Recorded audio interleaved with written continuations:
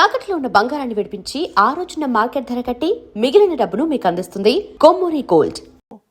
సాహిత్యం అన్నా, సాహిత్యకారులన్నా, కవులన్నా ఎంత ప్రేమో ఆయనకి. ఎవరైనా అంటే ఆయనతో కలిసి పనిచేసిన వారైనా, సినిమా ఇండస్ట్రీ నుంచి బయట ఉన్న వాళ్ళైనా సరే, ఎవరైనా ఒక సొంత ఇల్లు కొనుక్కున్నారంటే ఆయనకి అమితమైన ఆనందం అంట. అవునవును. తర్వాత అండి అక్కడ పెద్ద ఆయన అనేవాళ్ళు, ఇండస్ట్రీకి పెద్ద దిక్కు అనమాట. ఆయన హర్నాథ్ చేత రాముడు వేషం వేయించాడు. ఆయన డైరెక్షన్లో రాముడు వేషం వేశాడు, చాలా బాగున్నాడు అని అనుకున్నారు. అనుకున్న తర్వాత ఆయనకి సినిమాలు వచ్చాయి, ఆయనకి మార్కెట్ వచ్చింది, ఓ బ్రహ్మాండంగా వెలుగుతున్నాడు, బాగా మందు తాగుతున్నాడు అని అర్థమైంది.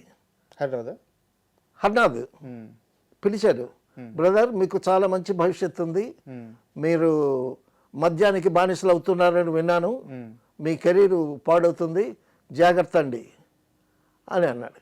ఆయన అన్న తర్వాత 4 రోజులు మానేశాడు, మళ్ళీ 5 రోజుల నుంచి మొదలుపెట్టాడు.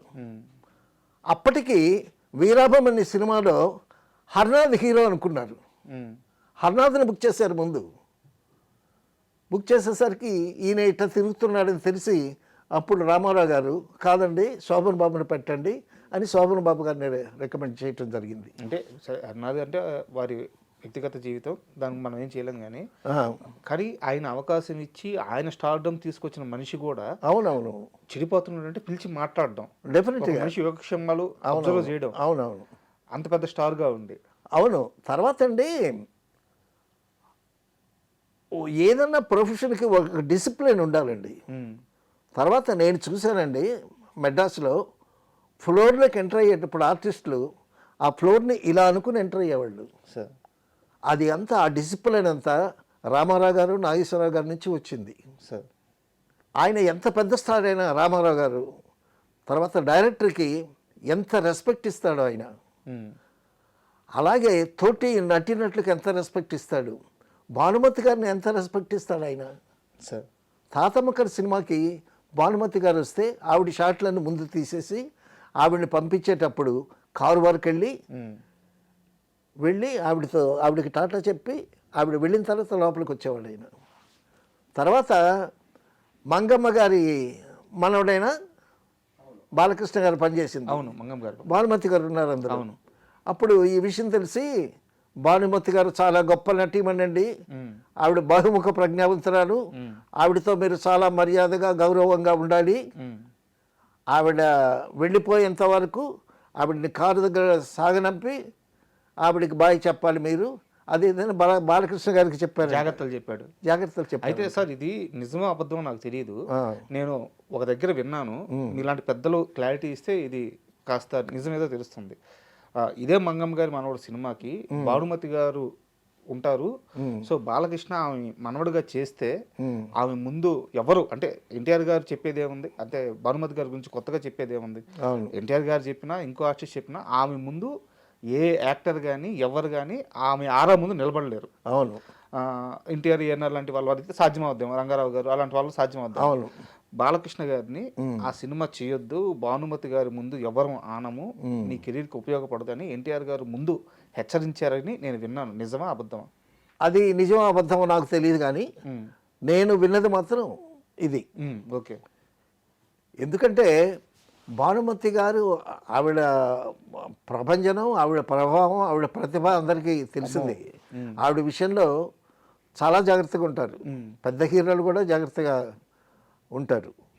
సో ఆ జాగ్రత్తతో తర్వాత భానుమతి గారు అంటే ఎందుకు అంత జాగ్రత్తగా ఉంటారంటే ఇక్కడ ఒక విషయం చెప్పాలి మీకు.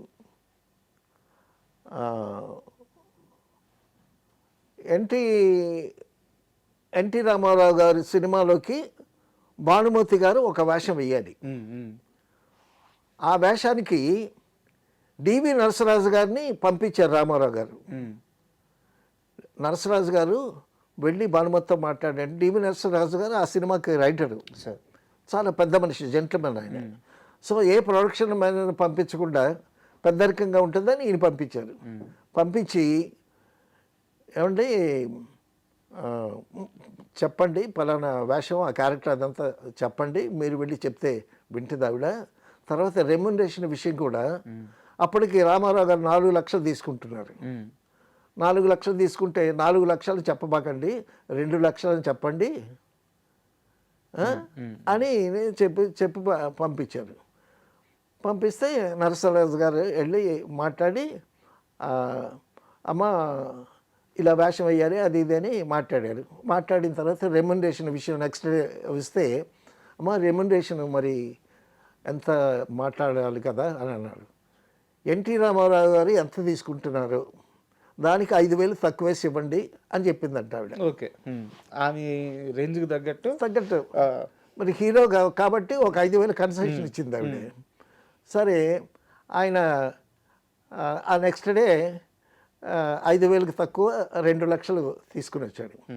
తీసుకుని వచ్చిన తర్వాత ఇదిగోండి మీ అమౌంట్ అది ఇది అని అంటే భానుమతి గారు ఏం చేసింది, ఎన్టీ రామారావు గారు 2 లక్షలు తీసుకుంటున్నాడు కదా, ఇప్పుడు నాకు 1,95,000 ఇచ్చారు కదా అని ఈవిడ ఒక 5,000 ఇచ్చి ఈ 2 లక్షలు తీసుకుని ఆయన రెమ్యునరేషన్గా తీసుకొని నా సినిమాలో యాక్ట్ చేయమని చెప్పండి అని అంది.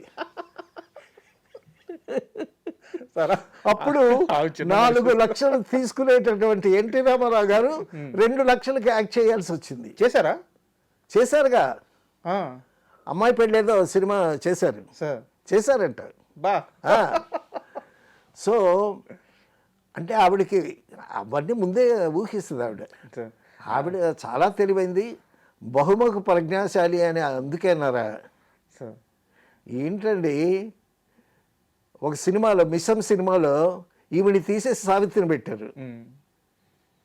తోడునేడు సినిమాలో సావిత్రి ప్లేస్లో భానుమతి వచ్చి కూర్చుంది.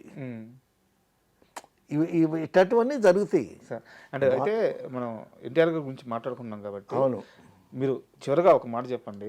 ఆయనతో కలిసి ప్రయాణించారు, ఆయన్ని చూస్తా ఆనందపడ్డారు, ఆయన స్టార్ డమ్ దగ్గర నుంచి చూసారు, ఆయన ముఖ్యమంత్రి అవ్వడం చూశారు. అవును, ఆయన అంత రేంజ్కి ఎదిగిన తర్వాత ఏ రోజన్నా ఆయన కలిసారా మీరు ఆయనతో మాట్లాడడం కానీ?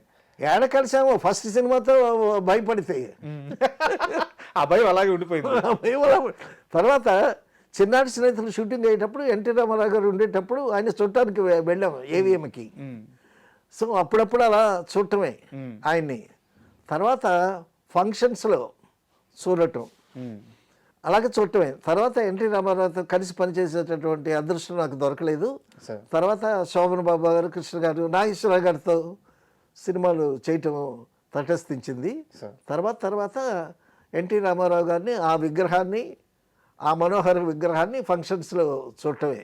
And for more videos, please subscribe to iDream channel. Subscribe to iDream Media. Please subscribe to iDream. Please subscribe to iDream. Please subscribe iDream. And please subscribe to iDream.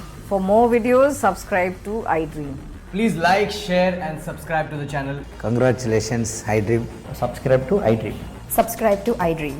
So subscribe to iDream Media.